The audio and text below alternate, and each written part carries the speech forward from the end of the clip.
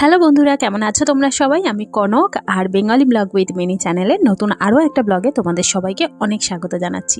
আশা করছি সবাই ভীষণ ভালো রয়েছো, যে যেখান থেকে আমার ব্লগটা দেখছো সবাই সুস্থ রয়েছো। তোমাদেরকে সঙ্গে নিয়ে নতুন আরও একটা ব্লগ শুরু করছি।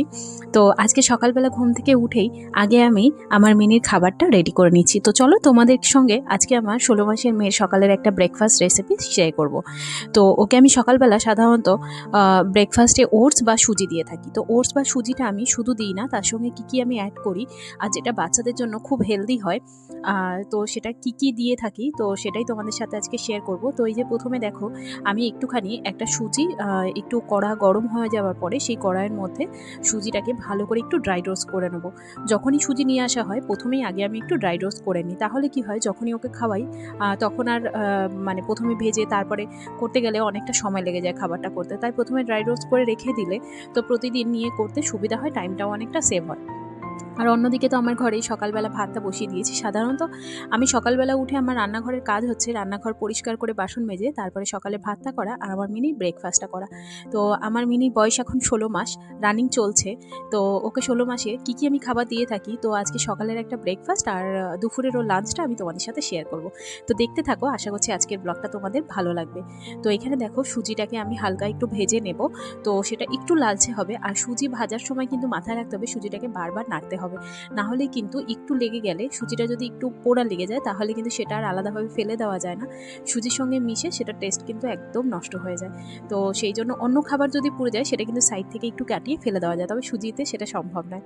তো সেই জন্য বারবার নাড়তে হবে। তো এখানে দেখো সুজিটা আমার ভালোভাবে একটু ভাজা হয়ে গেছে।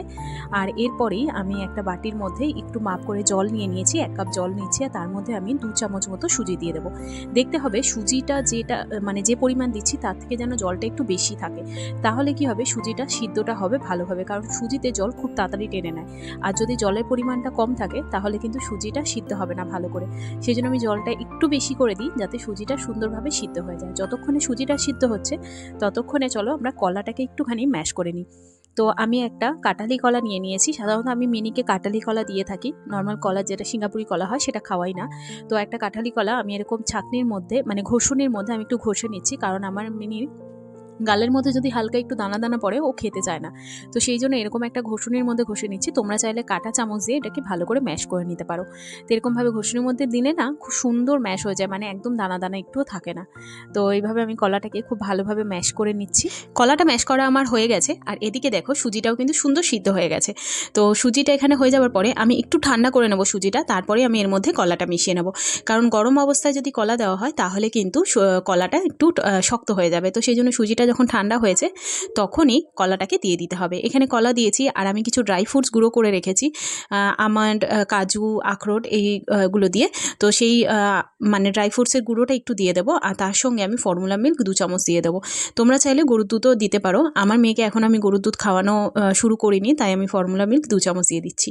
সপ্তাহে প্রতিদিন যে আমার মিনিকে এই সুজিটা খাইয়ে থাকি তা কিন্তু একদমই নয়। কখনো কখনো আমি ওটস খাইয়ে থাকি, বা কখনো কখনো কলার জায়গায় আমি কিন্তু আপেল সিদ্ধটা দিয়ে থাকি। তো অন্য কোনো দিন যদি আপেল সিদ্ধ দিয়ে কোনো সকালে ব্রেকফাস্ট রেডি করি, আমি সেটাও অবশ্যই তোমাদের সাথে সেই রেসিপিটা শেয়ার করব, যাতে তোমাদের জন্য অনেকটা সাহায্য হয়।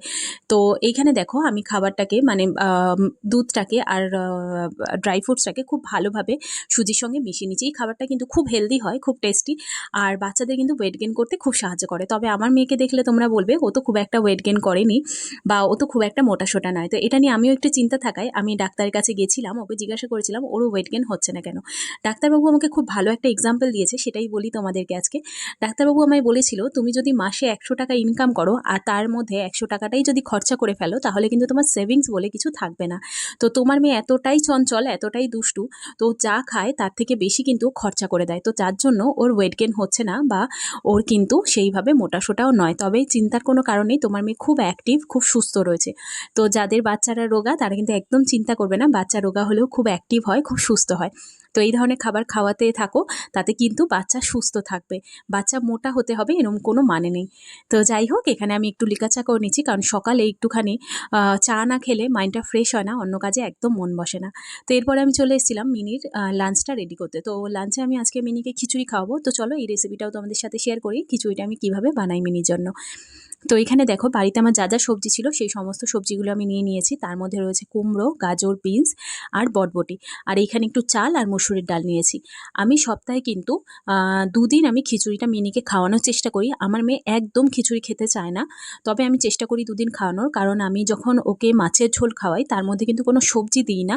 আমি আলু দিয়ে মাছের ঝোল বানাই। তো সেই কারণে ওর কিন্তু শরীরে কোনো রকম সবজিটা যায় না।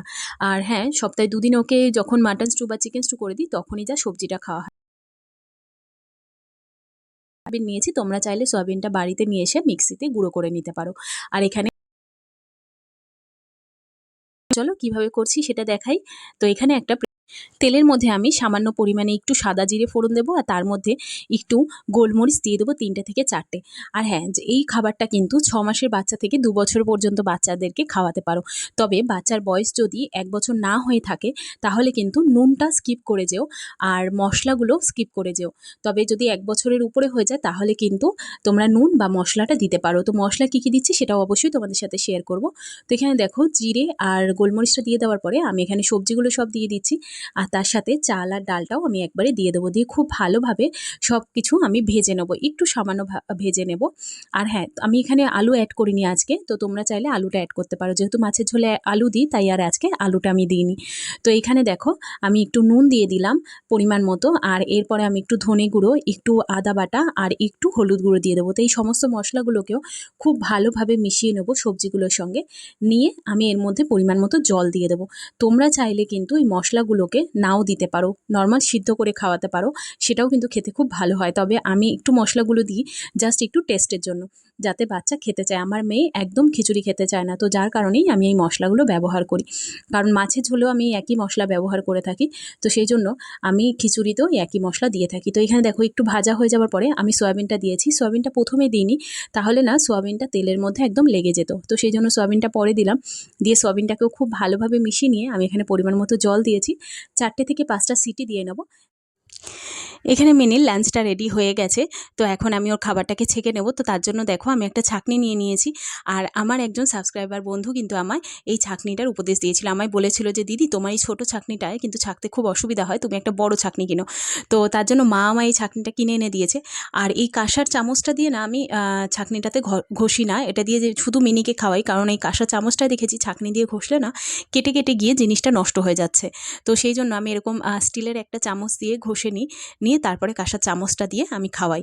তো এখানে দেখো আমি একটা ছাঁকনির সাহায্যে ভালোভাবে খাবারগুলোকে আমি একটুখানি ঘষে নিচ্ছি, ম্যাশ করে নিচ্ছি। তোমরা চাইলে কিন্তু মিক্সিতে পেস্ট করে নিতে পারো। আমি মিক্সিতে খাওয়াই না, তো যার কারণে আমি ছাঁকনিতে একটুখানি ঘষে নিলাম।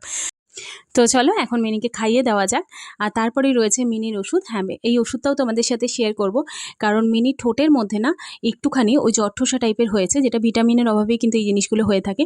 তো এই এজেড ওষুধটা আমি ওকে এখন খাওয়াবো, খাওয়া দাওয়ার পরে।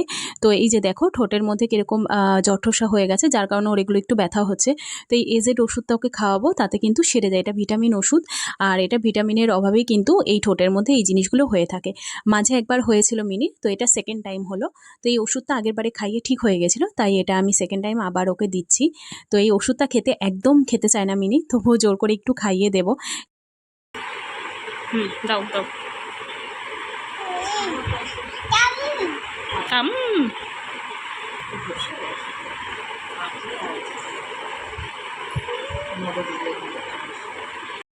এই যে দেখো জোর করে ধরে ওষুধটা খাইয়ে দেওয়ার পরে কান্না শুরু করে দিয়েছে। তো যাই হোক, আজকে আমার ব্লগটা তোমাদের কেমন লাগলো অবশ্যই কমেন্ট বক্সে জানিও। ভালো লাগলে একটা লাইক করো, যারা চ্যানেলটা সাবস্ক্রাইব করোনি সাবস্ক্রাইব করে পাশে থেকো। দেখা হচ্ছে নতুন আরও একটা ব্লগে। সবাই ভালো থেকো, সুস্থ থেকো, বাই বাই।